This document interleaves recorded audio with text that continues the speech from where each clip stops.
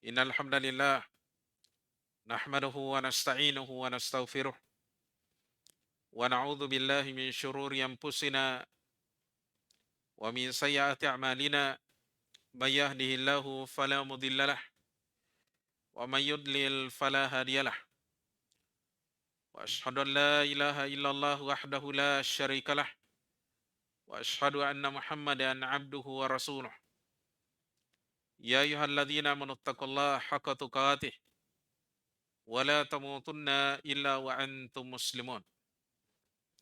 Amma ba'd, fa inna asdaqal hadithi kitabullah wa khairal hadi hadi Muhammadin sallallahu alaihi wasallam, syarrul umur muhdatsatuha wa kullu muhdatsatin bid'ah wa kullu bid'atin dalalah.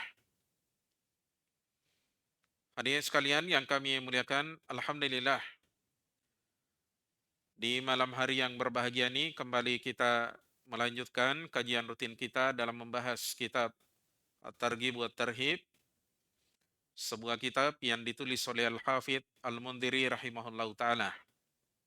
Kitab ini berisi hadis-hadis tergib, yakni motivasi dan dorongan, berita gembira, dan hiburan bagi orang-orang yang beriman. Demikian pula di dalamnya ada hadis-hadis terhib, hadis-hadis yang berisi ancaman, peringatan-peringatan, dan juga berita menyedihkan bagi orang-orang yang durhaka kepada Allah Subhanahu wa taala. Kita lanjutkan pembahasan dalam Kitabul Ilm, kitab tentang ilmu. Dalam bab yang pertama, targhibu bil ilmi wa talabihi wa ta'allumihi wa ta'limihi. Anjuran untuk mencari ilmu, mempelajarinya dan mengajarkannya. Wa ma jaa fi fadlil ulama'i wal muta'allimin. Dan juga sesuatu yang datang, yakni dalil-dalil, hadis-hadis tentang keutamaan orang-orang yang berilmu dan orang-orang yang mempelajari ilmu agama. Kali ini insyaallah ta'ala kita akan membahas hadis yang keempat dalam bab, yaitu hadis yang ke-70. Kata Al-Hafidz Al-Mundhiri rahimahullahu ta'ala, wa an Abi Darda'i radhiyallahu anhu. Dari sahabat Abu Darda, semoga Allah Subhanahu wa taala ridho kepada beliau. Qala, kata sahabat Abu Darda, sami'tu Rasulullah sallallahu alaihi wasallam yaqulu, aku pernah mendengarkan Rasulullah sallallahu alaihi wasallam bersabda, man salaka tariqan yaltamisu fihi ilman, barang siapa yang menempuh suatu jalan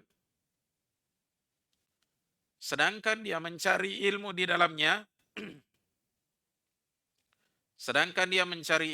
dalamnya, yakni ilmu agama, sahalallahu lahu tariqan ilal jannati, maka Allah Subhanahu wa taala akan mudahkan baginya jalan menuju surga. Wa annal malaikata la tada'u ajnihataha li talibil ilmi ridan bima yasna. Dan sesungguhnya para malaikat benar-benar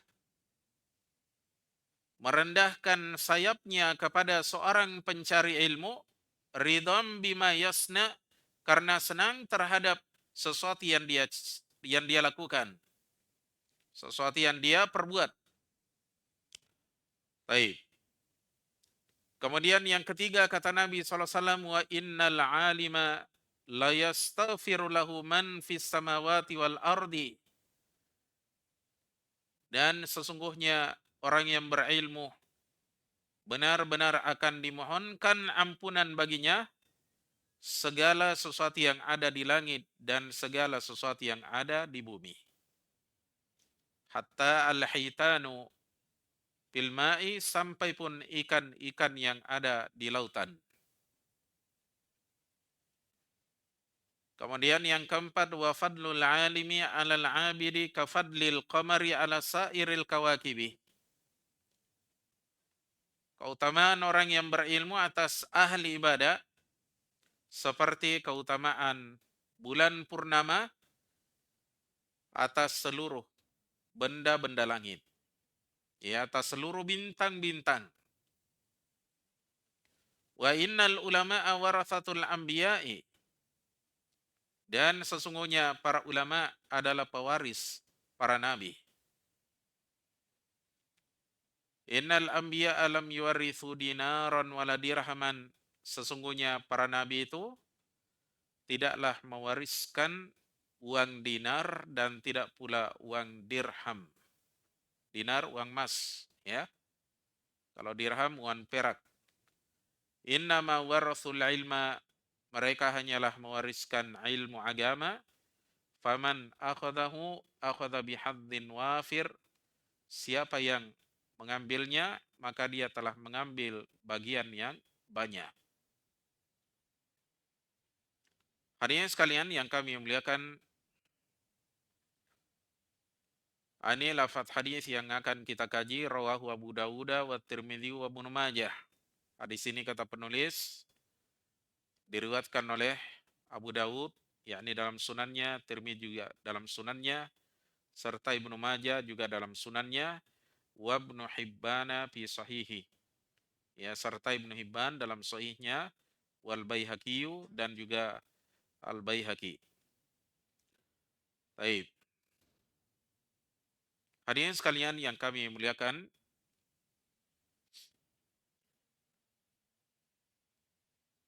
seperti biasanya metode yang kita gunakan dalam membahas hadis-hadis yang ada di dalam sahih, dalam Targhib wa Tarhib,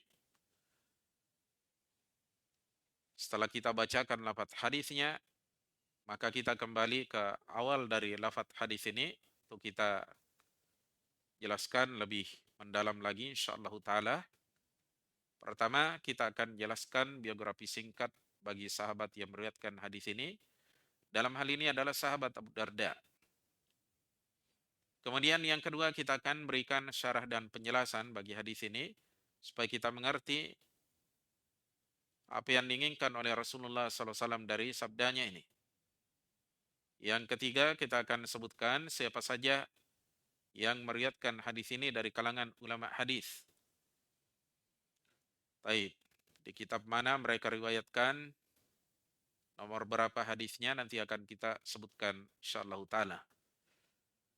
Yang keempat dan terakhir insyaallah taala kita akan nukilkan ya sejumlah faidah dari kalamnya para ulama kita, faedah yang bisa kita ambil dan petik dari hadis ini. Hadirin sekalian yang kami muliakan, kata Al-Hafidz Al-Mundhiri rahimahullahu taala saat membawakan hadis yang ke-70 ini, wa an Abi Darda radhiyallahu anhu, dari sahabat Abu Darda, semoga Allah Subhanahu wa taala ridho kepada beliau. Abu Darda ini merupakan salah seorang di antara sahabatnya Rasulullah SAW, sahabat yang banyak memiliki keutamaan sampai digelari oleh para ulama kita dengan hakimu hadhil ummah, orang bijaknya umat ini. Dan juga beliau digelari dengan ya farisul ummah, penunggang kudanya umat ini. Karena beliau adalah salah seorang di antara sahabat yang pemberani, tangkas dalam menggunakan kuda, makanya beliau digelar dengan farisul ummah, ya, penunggang kudanya umat ini. Sahabat Abu Darda radhiyallahu anhu termasuk di antara sahabat yang dikenal dengan kunyahnya. Ya, sampai banyak di antara kita yang tidak mengetahui nama aslinya. Ya. Nama aslinya beliau adalah Uwaimir bin Malik. Uwaimir bin Malik Al-Khazraji. Al-Ansari, beliau termasuk dari kalangan sahabat Ansar. Ya. Dijelaskan oleh seorang ulama kita yang bernama Khairuddin Az-Zirikli dalam kitabnya Al-Alam, pada jilid 5 halaman 98, katanya Abu Darda'i sahabiyun minal hukama'il fursanil qudat. Abu Darda radhiyallahu anhu katanya adalah seorang sahabat, termasuk orang-orang yang bijak, penunggang kuda dan juga seorang hakim. Jadi dia seorang hakim ya, memutuskan perkara di antara manusia. Ya, baik. Kalau tidak salah beliau pernah tinggal di negeri Syam ya. Beliau jadi hakim di sana di negeri Syam. Biasanya menjadi hakim juga itu juga jadi gubernur di masa itu. Ya, jadi gubernur di masa itu. Baik. Konon kabarnya sahabat Budarda ini di masa jahiliyah di kota Madinah, beliau ini seorang pedagang yang ulung, pedagang yang hebat. Dan ketika beliau masuk ke dalam Islam, maka beliau berhenti berdagang secara total. Ya, mungkin juga karena sudah banyak hartanya, dia berhenti ibadah, fokus dia berhenti berdagang untuk fokus beribadah dan mencari ilmu dari Nabi sallallahu alaihi wasallam. Ya. Karena itu beliau juga termasuk di antara sahabat yang ya memiliki beberapa buah hadis dari Nabi sallallahu alaihi wasallam. Ada yang menyebutkan bahwa beliau meriwayatkan hadis dari Nabi sallallahu alaihi wasallam sekitar 179 hadis. Cukup banyak ya, ratusan hadis yang beliau riwayatkan dari Nabi sallallahu alaihi wasallam. Jadi orang ini ketika dia sudah masuk ke dalam Islam, karena merasa bahwasanya waktunya berlalu tidak ada untuk Allah, tidak ada untuk Islam, maka dia berhenti berdagang, kemudian dia fokus untuk belajar kepada Nabi SAW, fokus ibadah dan juga fokus untuk mengikuti jihad-jihad yang diadakan oleh Nabi Sallallahu Alaihi Wasallam. Ya, ini sebagian sahabat ada yang seperti ini ya. Iya, keadaannya. Jadi beliau ini dikenal dengan keberaniannya dan juga ibadahnya ya. Kemudian semangatnya dalam mencari ilmu agama. Beliau ini termasuk di antara sahabat yang terbelakang masuk ke dalam Islam. Ya, tapi beliau ya semangatnya luar biasa jamaah sekalian. Hadirin sekalian yang kami muliakan, disebutkan oleh seorang ulama kita yang bernama Ibnul Jazari, kana minal ulama'il hukama. Dahulu sahabat Abu Darda termasuk di antara ulama yang bijak. yakni di ulama di kalangan sahabat ya. Walaupun terbelakang masuk ke dalam Islam, tapi beliau mampu mengejar ketertinggalannya ya dibandingkan sahabat-sahabat yang lain. Baik. Wa huwa ahadul ladzina jama'ul Qur'ana hifdzan ala ahdi Nabi sallallahu alaihi wasallam bila khilaf. Dan beliau juga merupakan salah seorang di antara sahabat-sahabat yang mengumpulkan Al-Qur'an dengan hafalannya pada masanya Nabi sallallahu alaihi wasallam tanpa khilaf. Artinya nih perkara yang masyhur di kalangan para ulama, mereka mengetahui dari kehidupan sahabat Abu Darda bahwasanya memang beliau ini adalah sahabat, salah satu di antara sahabat yang termasuk qurra. Iya. Termasuk juga pengumpul hadis, dia kumpulkan pengumpul Al-Qur'an ya di masanya Nabi sallallahu alaihi wasallam. Hadirin sekalian yang kami muliakan, sahabat Abu Darda radhiyallahu anhu seperti yang saya katakan tadi mengikuti ya peperangan di masanya Nabi sallallahu alaihi wasallam karena beliau agak terlambat masuk ke dalam Islam. Ya, nanti beliau masuk ke dalam Islam setelah perang Uhud, ya. Ya, kira-kira mungkin perang Khandaq, ya, baru beliau masuk ke dalam Islam. Tapi semua peperangan yang terjadi setelah itu beliau ikuti bersama Nabi sallallahu alaihi wasallam. Baik, sahabat Abu Darda radhiyallahu anhu meninggal dunia pada tahun 32 Hijriah. di kota Damaskus yang merupakan ibu kota negeri Syam ketika itu.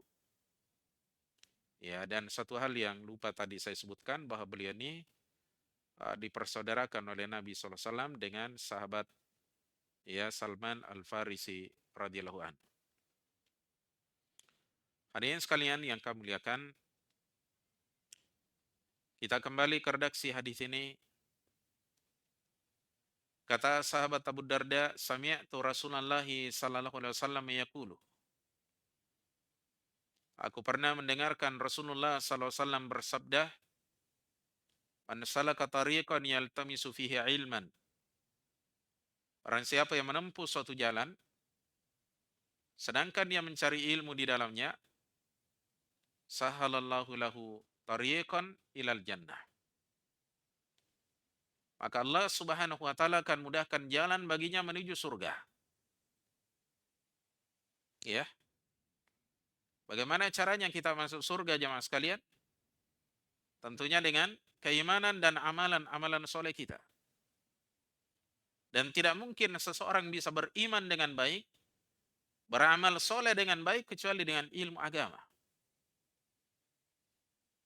Jadi kunci pertama jemaah sekalian, pintu yang pertama harus kita masuki adalah ilmu agama. Belajar agama. Kalau kita ingin selamat, belajar agama. Dengan belajar agama ini kita akan mengerti mana yang baik, mana yang buruk, mana yang dicintai oleh Allah Subhanahu wa taala, mana yang dibenci oleh Allah Subhanahu wa taala. Sehingga kita bisa membedakan mana iman, mana kekafiran, ya, mana sunnah, mana bid'ah, mana ketaatan, mana maksiat. Itu dengan ilmu agama. Sama dengan kita ini, ya, servis motor. Tidak mungkin kita bisa servis motor kalau kita tidak pernah belajar sebelumnya. Belajar kepada orang lain cara servis motor. Mengobati orang lain tidak mungkin kita bisa mengobati orang lain kecuali sebelumnya kita belajar dan mendengar dari orang lain. Ya.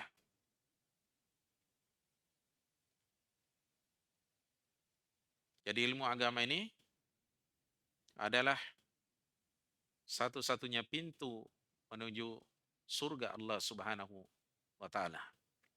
Ya. Ini merupakan salah satu di antara keutamaan ilmu agama. Ya. Keutamaan ilmu agama. Mengantarkan manusia ke dalam surga Allah Subhanahu wa taala. Kemudian yang kedua kata Nabi SAW di dalam hadis ini, wa innal malaikata la tadau ajnihataha li talibil ilmi ridam bima yasna. Dan sesungguhnya para malaikat benar-benar akan ya meletakkan, merendahkan sayap-sayapnya li talibil ilmi ridam bima yasna, kepada seorang pencari ilmu karena ridho, karena senang terhadap apa yang dia lakukan. yakni terhadap usahanya mencari ilmu. Dia keluar dari rumahnya, meninggalkan rumahnya, mendatangi majelis ilmu, mendatangi masjid, mendatangi pesantren, atau apa saja di situ ada ilmu diajarkan, maka orang ini jemaah sekalian, ya, akan dimuliakan oleh malaikat ini. Akan dimuliakan oleh malaikat ini. Baik. Dijelaskan oleh seorang di antara ulama kita, seperti Al-Imam Al-Khattabi rahimahullahu ta'ala, di dalam kitabnya Ma'alimus Sunan, ketika menjelaskan makna meletakkan sayap-sayap mereka. Ya. Baik. Dijelaskan bahwasanya yang dimaksud dengan meletakkan sayap-sayap mereka, ya, adalah menghamparkannya. Jadi kalau mereka mau hamparkan sayapnya, ya mereka ya turunkan sayapnya. Ya, untuk menaungi orang yang ada di bawahnya. Sebagian di antara ulama kita ada yang menyatakan bahwa maksud dari hal itu bahwasanya para malaikat ini ingin melindungi si pencari ilmu ini. Ya. Kemudian yang kedua jamaah sekalian, bahwasanya dimaksud dengan merendahkan sayapnya itu maksudnya adalah at-tawadhu li talibil ilm. Merendah diri kepada pencari ilmu. Ya. Sama mungkin kalau orang apa namanya orang kita ya. Ya. Istilahnya Pak tabe ya. Ya. Nah, kalau mereka ini ya merendahkan dirinya di hadapan para penuntut ilmu, ya. Merendah diri ya, merendah hati di hadapan para penuntut ilmu. Karena senang dengan apa yang dicari, apa yang dilakukan oleh si penuntut ilmu tersebut. Ya. Kemudian yang ketiga, maknanya adalah an-nuzul 'inda majalisil ilmi wa tarku tayran. Turun di sisi majelis ilmu dan tidak terbang. Jadi mereka berhenti terbang ya. Jadi ada malaikat-malaikat ya yang diutus oleh Allah Subhanahu wa taala ya, mencari majelis ilmu jamaah sekalian, berkeliling ke sana kemari ya, melakukan hal yang seperti ini, datangi majelis ilmu. Ya. Ketika mereka mendapati majelis tersebut jamaah sekalian, mereka singgah di majelis itu mendengarkan ayat-ayat dan hadis-hadisnya Nabi SAW dibacakan, diajarkan, disebarkan. Ya.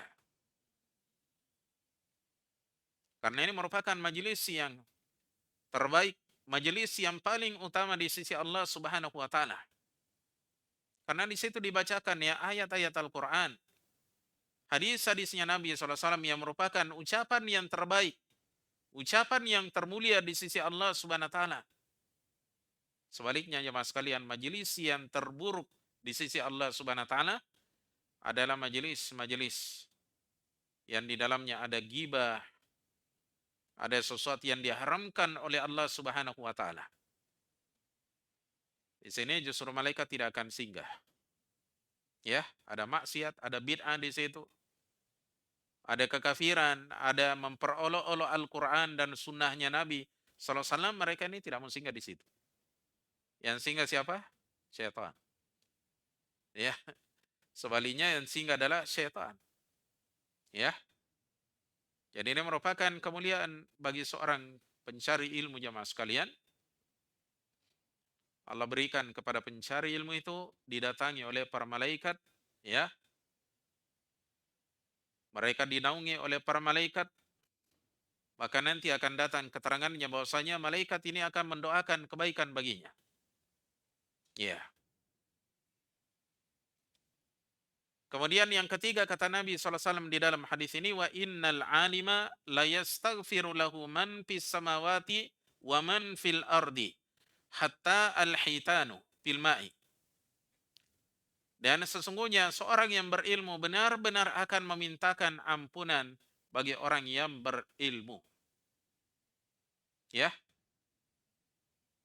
Ya, sesungguhnya orang yang berilmu ini akan dimintakan ampunan oleh segala sesuatu yang ada di langit dan segala sesuatu yang ada di bumi. Sampai ikan-ikan yang ada di lautan. Ya. Mungkin di antara kita ada yang bertanya, Ustadz, bagaimana caranya ya mereka mendoakan kita sementara ada benda-benda yang tidak bisa berbicara dan makhluk-makhluk yang bisu. Ya. Bagaimana caranya mereka bisa berbicara? Subhanalladzi antaqa kulla syai'. Allah katakan dalam Al-Quran seperti itu, maha suci Allah yang telah membuat segala sesuatu itu bisa berbicara.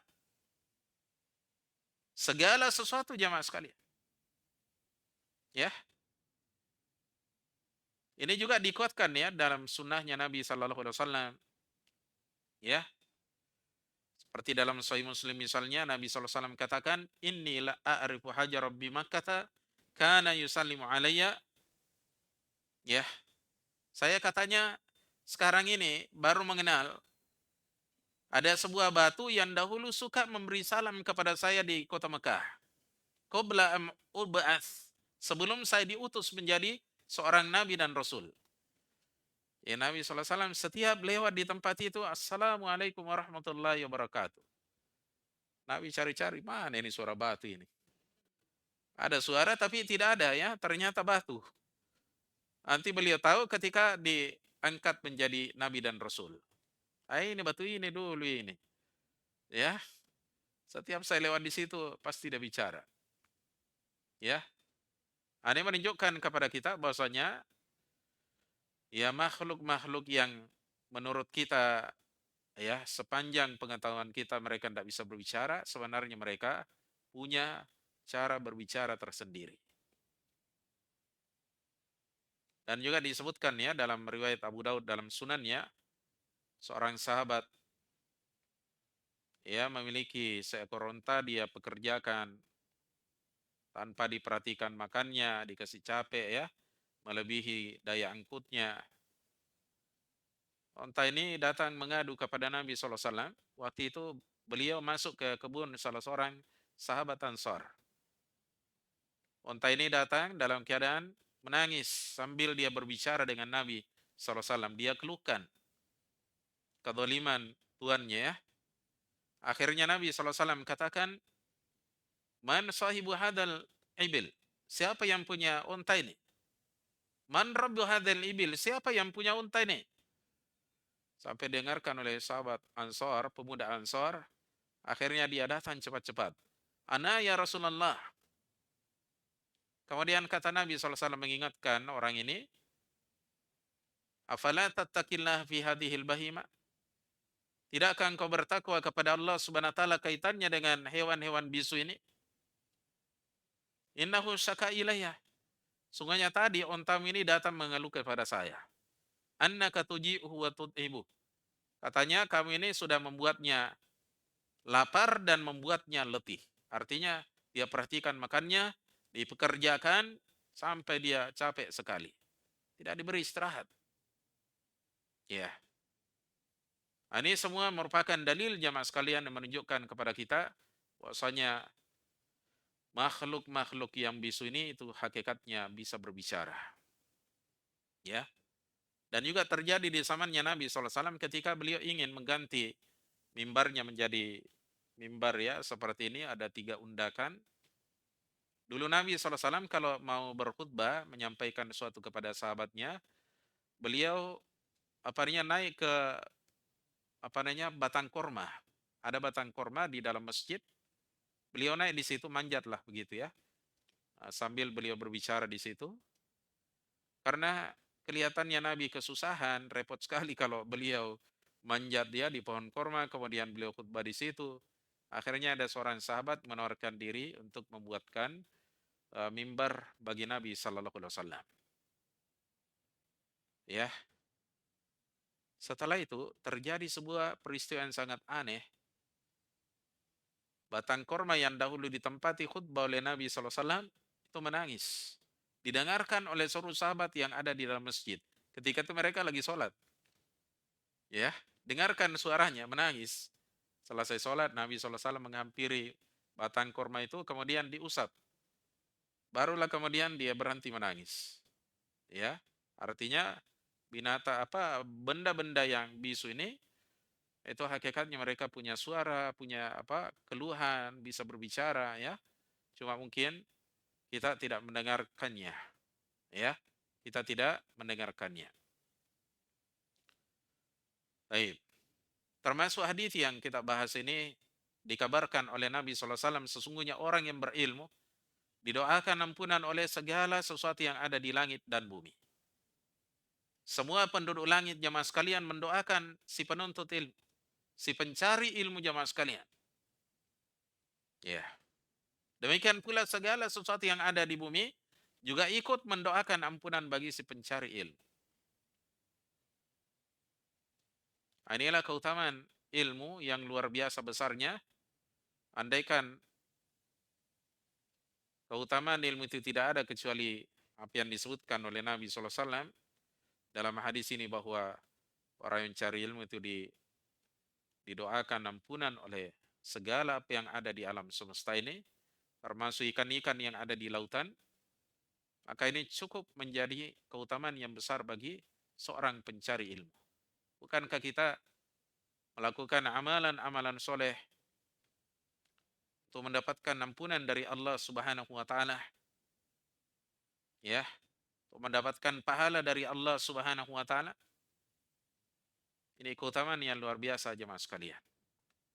Karena itu seorang pencari ilmu jangan malas datang ke majelis ilmu. Karena setiap kita datang ke majelis ilmu, ya, bahkan hari-hari kita senantiasa ada malaikat yang Allah tugaskan untuk mendoakan ampunan bagi kita jemaah sekalian.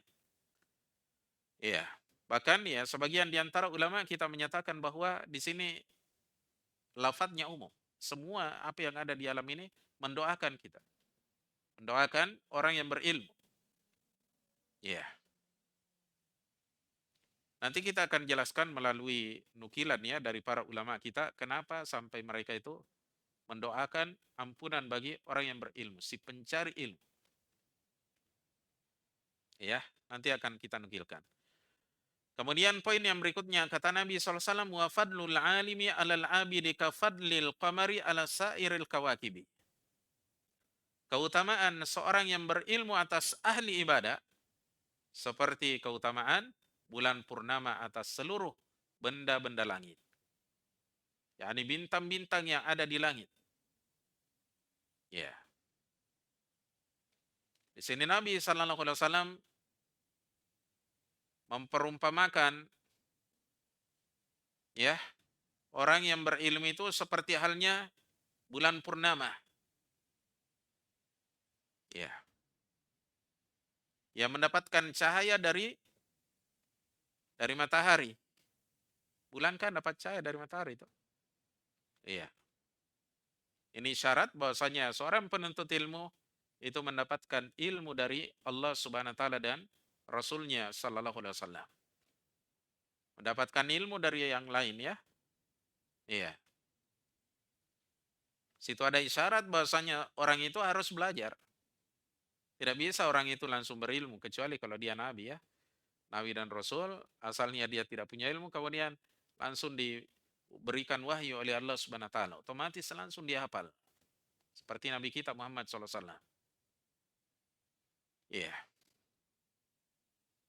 Ini perumpamaan jemaah sekalian dibuat oleh Nabi sallallahu alaihi wasallam. Bahwasanya seorang yang berilmu itu seperti halnya bulan purnama yang memiliki cahaya yang menyinari dirinya dan juga menyinari segala sesuatu yang ada di sekitarnya, bahkan segala sesuatu yang ada di tempat-tempat yang jauh. Isyarat bahwasanya seorang yang berilmu itu akan diambil manfaat ilmunya oleh orang-orang yang ada di sekitarnya, tetangganya, keluarganya, ya, teman-temannya.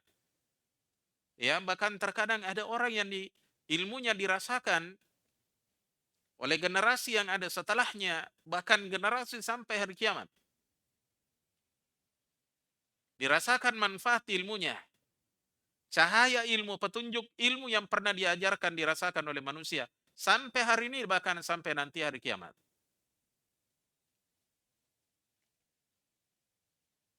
Hari ini, kita mendapatkan hidayah, cahaya hidayah dari Allah Subhanahu wa taala. Dari mana kita ambil? Dari Nabi SAW yang mengajarkan kepada kita Al-Quran. Yang mengajarkan kepada kita ya hadis-hadis melalui sahabat. Ya. Kemudian sahabat juga mengajarkannya kepada generasi setelahnya. Generasi setelahnya mengajarkan kepada generasi setelahnya. Sampailah cahaya ilmu mereka jamaah sekalian. Pada hari ini kita rasakan bahkan sampai nanti pada hari kiamat insya Allah. Ya. Al-Imam Al-Bukhari rahimahullah ta'ala hari ini telah meninggal dunia. Bahkan sejak dulu ya, ribuan tahun yang lalu. Tapi ilmunya beliau masih kita rasakan sampai hari ini. Ya. Ya, Imam Muslim. Kita tidak pernah ketemu beliau. Kita tidak semasa dengan beliau, tapi ilmunya masih kita rasakan sampai hari ini. Berabad-abad ya telah berlalu bersama kita, tapi cahaya ilmu yang pernah mereka ajarkan, mereka tulis jamaah sekalian, masih bisa kita rasakan sampai hari ini. Insyaallah ya. Ya, belum lagi Imam Muslim, ya Abu Daud, Tirmidzi, An-Nasa'i, Ibnu Majah, Imam Ahmad, Imam Malik, ya yang menulis kitab Al-Muwatta, ya. Kemudian Ibnu Abi Syaibah menulis kitab Al-Musannaf. Demikian pula ulama-ulama fikih yang mengajarkan ya kepada manusia fikih halal dan haram. Imam Malik rahimahullah, Al-Imam ya Abu Hanifah, Al-Imam Syafi'i, Al-Imam Ahmad bin Hanbal. Ulama-ulama yang dahulu jamaah sekalian mengajarkan ilmunya kepada manusia dan ditulis oleh murid-muridnya, diwariskan, disebarkan kemana-mana, sampailah kita merasakan ilmu mereka sampai hari ini. Orangnya setelah meninggal dunia jamaah sekalian, tapi seakan-akan masih hadir bersama kita hari ini. Ya, Imam Bukhari sudah ribuan tahun yang lalu beliau meninggal dunia. Tapi seakan-akan beliau masih hidup di tengah kita jemaah sekalian. Kenapa? Namanya beliau masih terus disebut. Hadis ini riwayat Bukhari, riwayat Bukhari, riwayat Bukhari, Muslim, Abu Daud, Tirmidzi, An-Nasa'i, Ibnu Majah, Imam Malik, Imam Ahmad, Imam Syafi'i. Seakan-akan mereka masih hidup. Padahal sudah ribuan tahun yang lalu mereka sudah dahulu kita jemaah sekalian. Ya. Baik. Kemudian ya diperbandingkan di sini orang yang berilmu itu dengan ahli ibadah. Ahli ibadah diperumpamakan seperti bintang-bintang yang ada di langit. Cahayanya hanya bisa dirasakan oleh dirinya, menghiasi dirinya. Ya, memang indah kelihatan orang yang ahli ibadah itu seperti indahnya bintang yang ada di langit. Ya, tapi manfaatnya ya berupa ilmu yang dia amalkan untuk dirinya sendiri, dia tidak bisa ajarkan kepada orang lain. Berbeda dengan si penuntut ilmu tadi ini punya ilmu agama, bahkan diajarkan, dia punya murid, dia punya kitab, ya yang dia tulis dan dirasakan manfaatnya oleh manusia pada hari ini, bahkan sampai hari kiamat. Ya, datang dalam sebuah hadis yang diriwayatkan oleh Imam Al-Bukhari di dalam kitabnya Sahih Al-Bukhari. Ketika itu Nabi SAW menceritakan ada seorang pemuda nanti di akhir zaman keluar menemui Dajjal. Dan dia disiksa habis-habisan oleh Dajjal dan disuruh murtad, ya, suruh kafir, tidak mau dia. Dibunuh, dihidupkan lagi, dibunuh, dia dihidupkan lagi. Pokoknya dia tidak mau. Terakhir dia katakan, pemuda ini katakan kepada orang-orang yang ada di sekitar Dajjal, katanya, "Ya ayuhan nas, wahai sekalian manusia, hadad dajjalul ladzi dzakarahu Rasulullah sallallahu alaihi wasallam." Inilah katanya Dajjal yang pernah disebutkan oleh Rasulullah sallallahu alaihi wasallam kepada kita. Ya, dari mana dia tahu?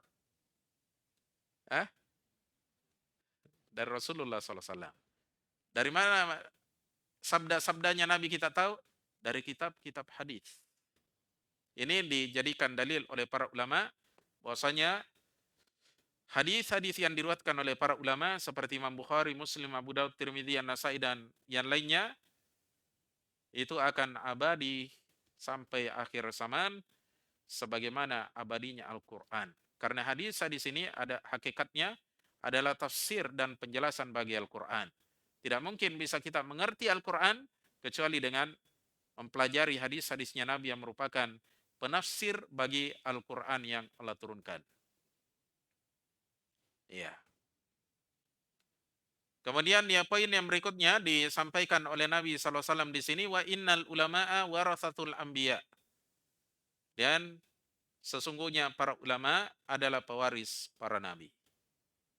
Ya, dia mewarisi ilmunya, ya mewarisi akidahnya, mewarisi dakwahnya para nabi itu adalah para ulama. Yang mewarisi akhlaknya itu semestinya ulama. Ya, mewarisi sifat malunya, sifat jujurnya. Jangan justru kita ini tidak punya sifat malu, ya, joget-joget, ya, pukul-pukul lapannya rebana, ya, kasidahan, lompat-lompat. Pernah lihat ya? Dikir, lompat-lompat. Katanya dikir. Tidak ada itu yang seperti itu. Nabi tidak pernah ajarkan kita lompat-lompat ketika dikir. Ya, para ulama, orang-orang yang berilmu itu mewarisi akhlak-akhlaknya Nabi Sallallahu Alaihi Wasallam. Beliau bukan pendusta, beliau adalah seorang yang sangat jujur. Beliau seorang yang amin, menjaga amanah ketika diberikan amanah, berikan tugas kepadanya. Ya, yang justru kita dai menjadi seorang yang pengkhianat. Berikan amanah kemudian dia tidak jaga amanah tersebut. Baik. Setelah itu Nabi SAW jelaskan, innal anbiya alam yuwarithu dinaron wala dirhaman. Sesungguhnya para nabi itu tidaklah mewariskan uang dinar dan tidak pula dirham, uang emas dan perak, tidak ada itu. Dolar, rupiah tidak ada. Ya, beliau wariskan kepada umatnya tidak ada. Innama warasul ilma, hanyalah mereka itu, yakni para nabi, mewariskan ilmu agama. Inilah warisan yang terbaik jamaah sekalian. Warisan yang lebih baik daripada segala sesuatu yang kita banggakan di dunia ini. Ya. Faman akhadahu wa akhadha bihadzin wafir. Siapa? Karena itu barang siapa yang mengambilnya, maka dia telah mengambil bagian yang banyak. Baik. Ini warisan yang terbaik. Tapi banyak orang yang tidak mau mengambilnya. Kita adani dulu karena waktu sudah masuk. Sudah ya? Masuk ya? Baik. Adzan dulu.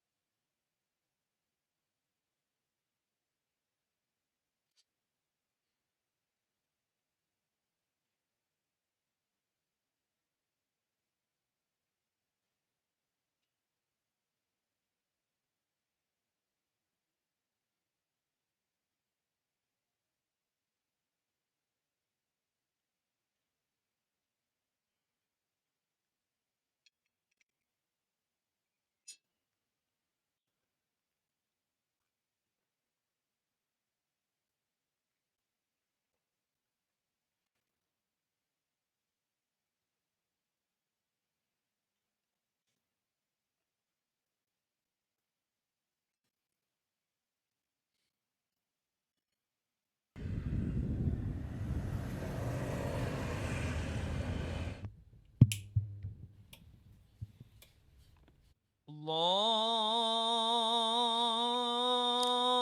Akbar, Allahu Akbar, Allahu Akbar. Allahu Akbar, Allahu Akbar. Ashhadu an la ilaha illallah.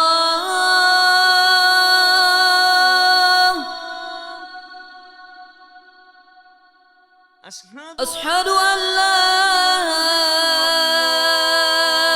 ilaha illallah.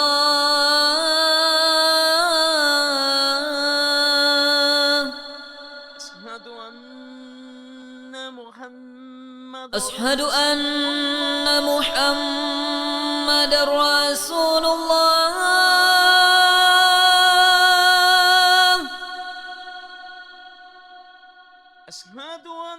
Ashhadu anna Muhammadar Rasulullah.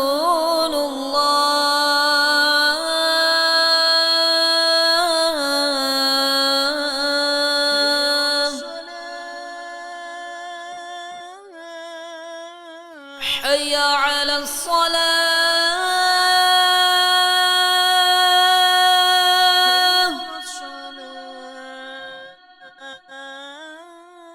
حي على الصلاة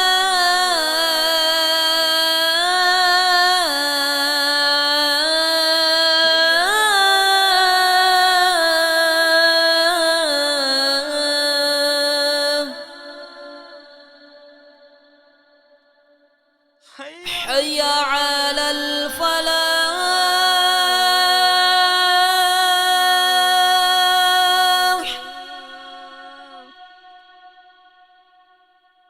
حي على الفلاح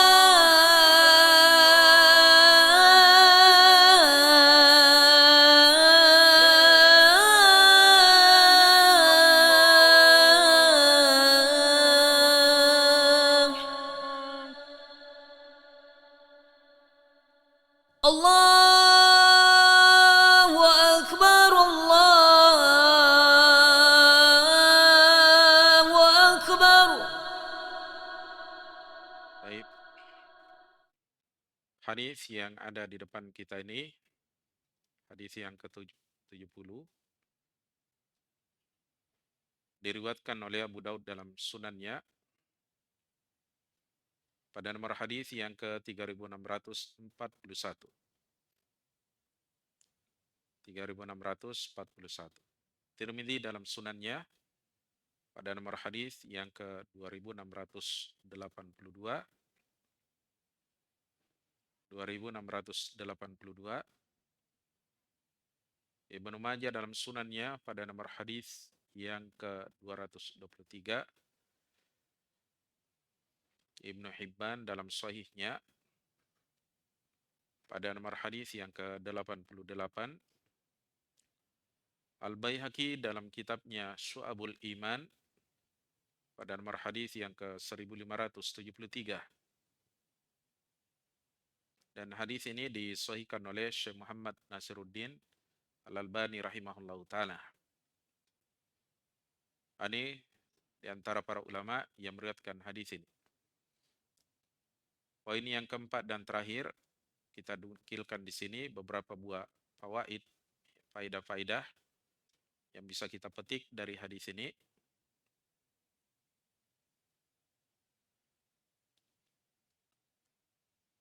Faidah yang pertama kita nukilkan dari seorang ulama kita yang bernama Faisal bin Abdul Aziz Al-Huraimili.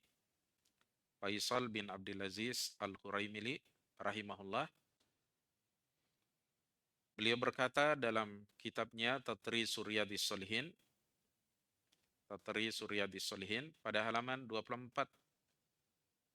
Kata beliau, wa fihi fadlul ilmi wa ahlih.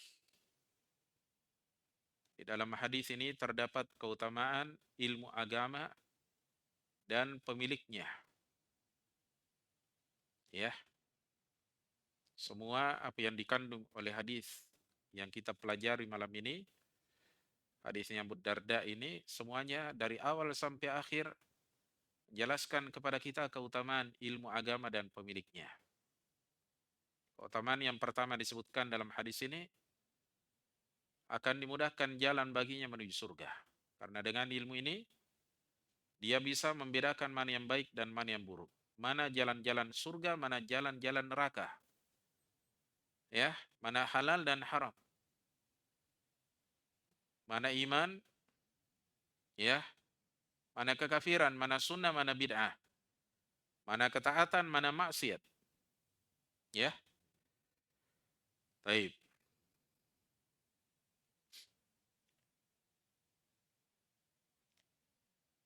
Ini keutamaan ilmu agama ya, luar biasa. Banyak sekali keutamaannya.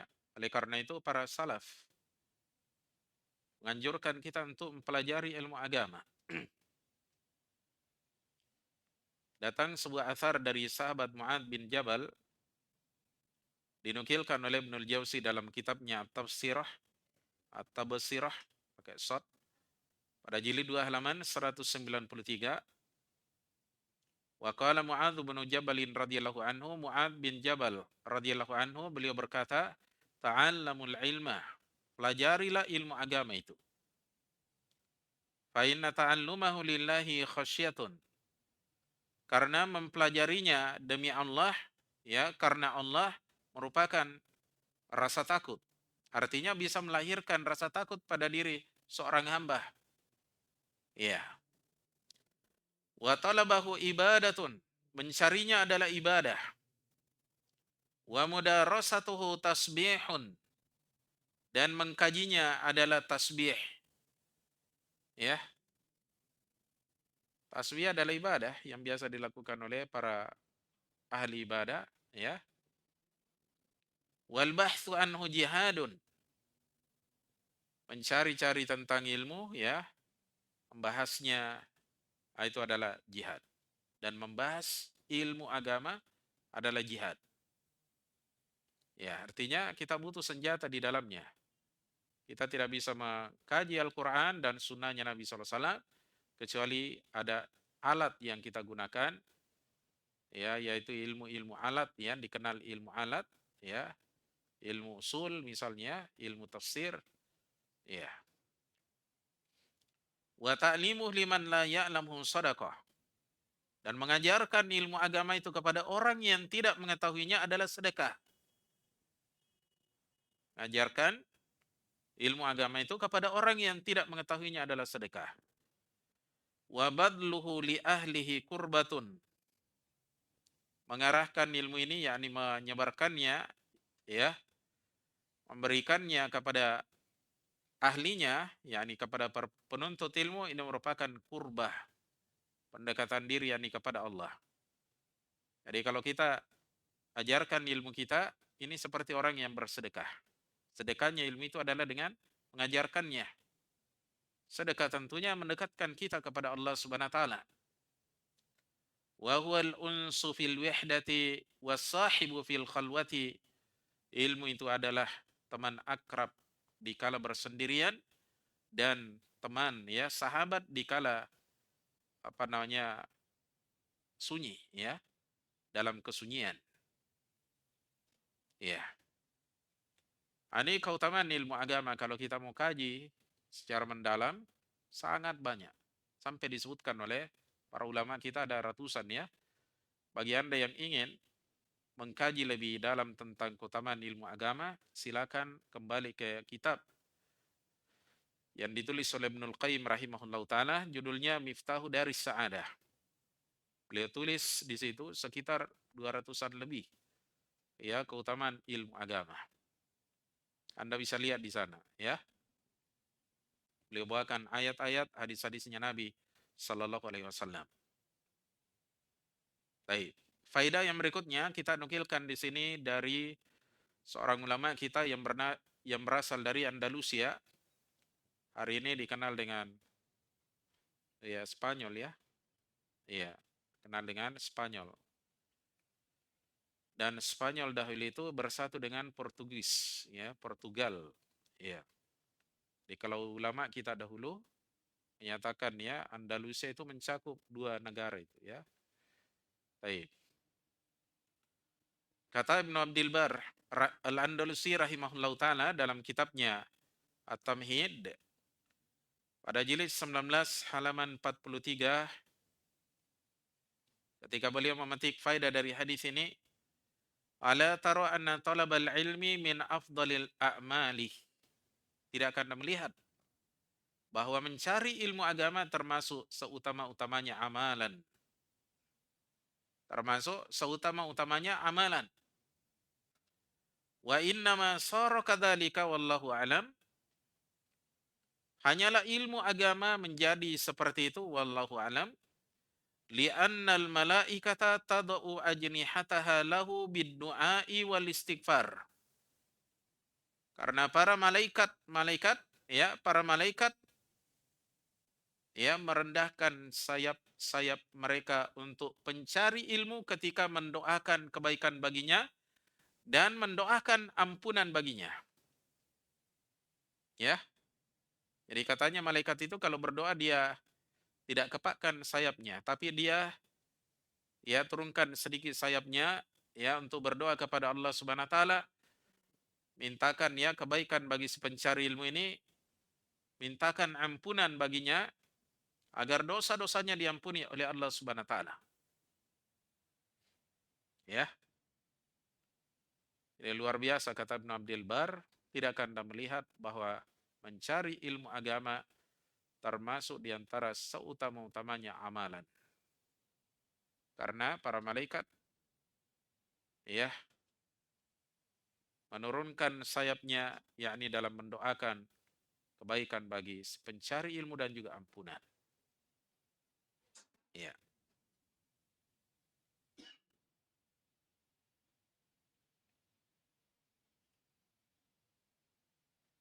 Kemudian faedah yang berikutnya, kita nukilkan faedah di sini dari Al-Qarafi rahimahullahu taala, seorang ulama Malikiyah. Beliau berkata dalam kitabnya Adz-Dzakhirah pada jilid 1 halaman 43, walau lam ta'lam al-malaikatu anna mansilatahu 'indallahi tastahiqqu dzalik lama fa'alathu. Ya. Kata beliau, kata Al-Qarafi rahimahullah, andaikan saja para malaikat tidak mengetahui bahwa kedudukannya seorang pencari ilmu agama itu ya di sisi Allah, ya, tastahiqu dzalika lima ya lamma fa'alathu. Maka para malaikat ini tetap berhak untuk melakukan hal itu. Fayam bagi likulli ahadin minal muluki, lantaran itu sepantasnya bagi setiap raja, faman dunahum, dan juga orang yang ada di bawahnya, ayatawadu'u li talabatil ilm. Ya. Agar mereka apa?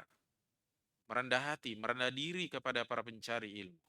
Ittiba'an li malaikatillahi ta'ala, dalam rangka mengikuti para malaikat Allah Ta'ala. Ya. Jadi para malaikat ini mendoakan para pencari ilmu agama, memuliakannya, doakan ampunan baginya, mendoakan kebaikan baginya. Ya. Kata beliau, maka hendaknya juga setiap orang raja kalau mengerti kedudukan ilmu agama itu, hendaknya mereka merendah hati kepada para pencari ilmu. Malaikat saja merendah diri.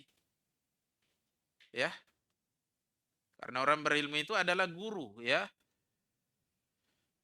Mengajarkan kebaikan di tengah manusia. Dan guru itu seperti kedudukannya orang tua kita. Ya. Baik. Hadirin sekalian yang kami muliakan, faidah yang berikutnya dari hadis ini,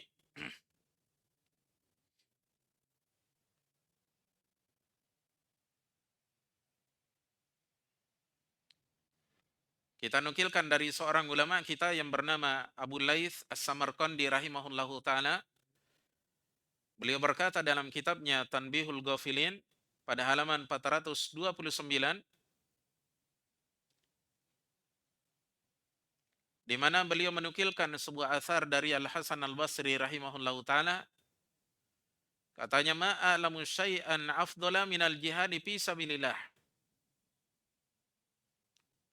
Tidaklah aku mengetahui sesuatu yang lebih afdal daripada jihad di jalan Allah. Wa man kharaja min baitihi fi talabi babin minal ilmi.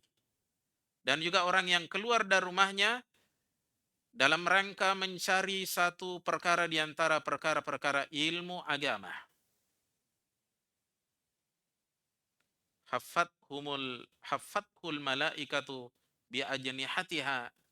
Para malaikat menaunginya dengan sayap-sayapnya. Ya. Jadi perhatikan ya. Dikata Al-Hasan Al-Basri rahimahullahu ta'ala, ya tidak ada sesuatu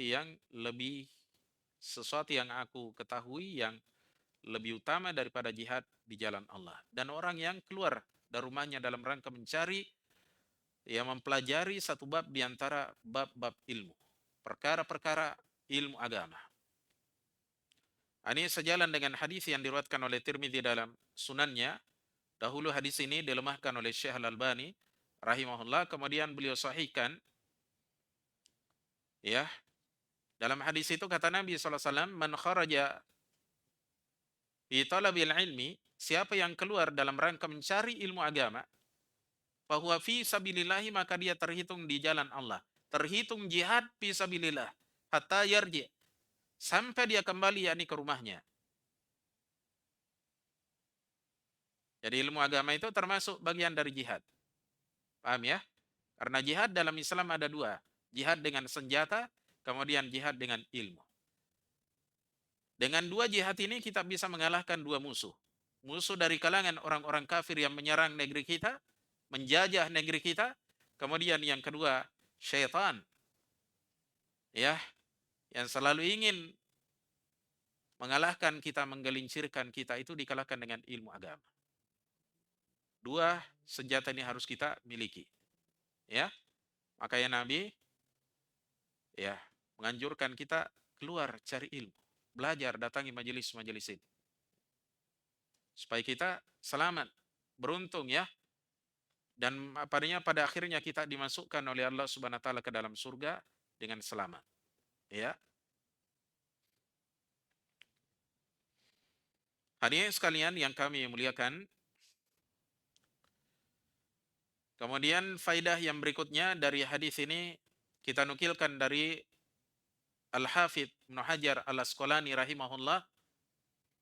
Beliau berkata di dalam kitabnya Fathul Bari pada jilid 1 halaman 160, wa fihi bisyaratun bitashilil ilmi ala talibih. Di dalam hadis ini terdapat berita gembira tentang dimudahkannya ilmu agama itu ala talibih, bagi orang yang mencarinya. Jadi siapa yang sungguh-sungguh keluar dari rumahnya, Allah akan melihat kejujuran hatinya. Datang ke majelis ilmu, Allah akan mudahkan dia memahami apa yang dia dengar. Ya. Sehingga dari situ dia amalkan apa yang dia dengar. Ketika dia mengamalkannya, maka tidak ada di depannya kecuali surga insyaallah. Ya. Lianna talabahu minat turuqil musilati ilal jannati, karena mencari ilmu agama termasuk jalan-jalan pengantar menuju surga. Karena mencari ilmu agama termasuk jalan-jalan pengantar menuju surga. Iya. Baik.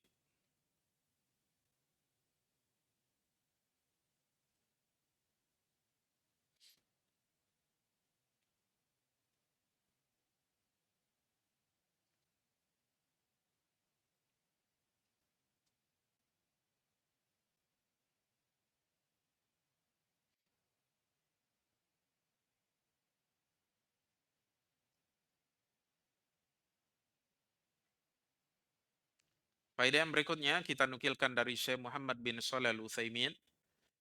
Kata Syekh Al-Utsaimin rahimahullah ta'ala dalam kitabnya Syarhu Riyadhis Shalihin pada jilid 5 halaman 444, fal muhimmu annal insana alladhi yamunnullahu alaihi bil ilm. Yang terpenting di sini kata beliau bahwa seorang manusia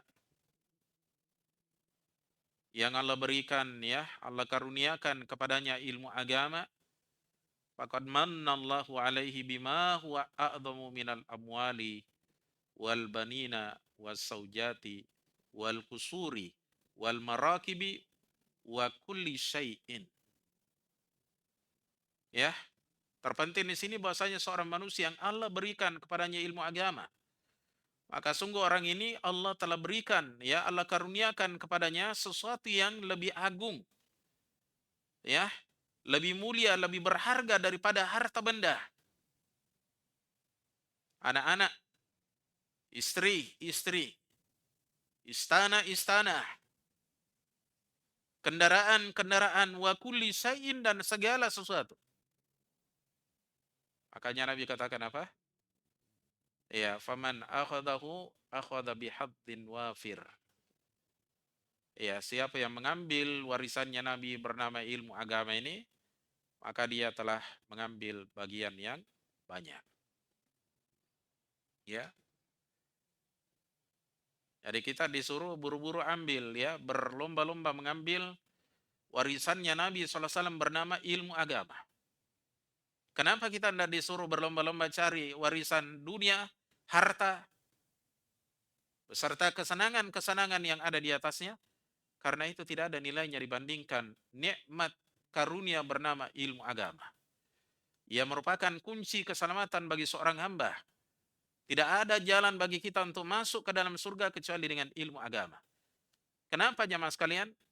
Karena tidak mungkin kita beriman, tidak mungkin kita beramal soleh kecuali dengan ilmu agama. Ya. Hadirin sekalian yang kami muliakan, ini faedah yang disebutkan oleh Syekh Al-Utsaimin rahimahullah ta'ala. Iya. Kita cukupkan dulu ya.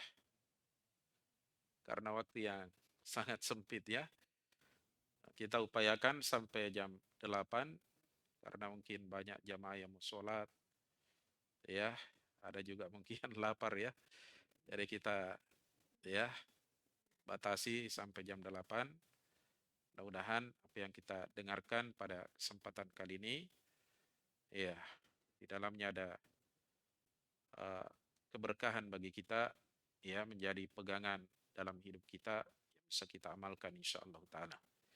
Subhanakallahumma bihamdika asyhadu an la ilaha illa anta astaghfiruka wa atubu ilaik. Assalamualaikum warahmatullahi wabarakatuh.